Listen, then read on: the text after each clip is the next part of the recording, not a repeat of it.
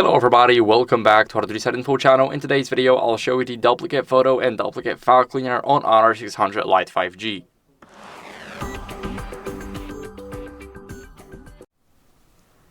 So first, what we're going to do is we're going to open up the gallery app. Here, what we're going to do is we're going to go over and we need to scroll all the way down in the album section to clean up suggestions.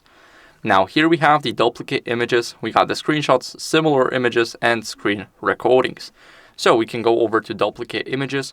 Here we got a lot of these. So we're gonna choose, let's say, this one, or we're just gonna go and click on keep only one item. Now we're gonna clean that up and we get 8 megabytes back. So it's not actually a lot, but still, if you got more duplicate images and you don't even notice, then it can actually be way more than that. So, of course, you can recover them within 10 days. So we're going to click on delete and we're going to go to recently deleted now. So this is the album with the recently deleted pictures. We actually deleted 5 of them and now we got only 1 of the pictures left. Now, what you guys want to do is go over into settings, storage, and here click on cleanup. And here we got the duplicate files. I got 1 group of them, so I can just click on cleanup.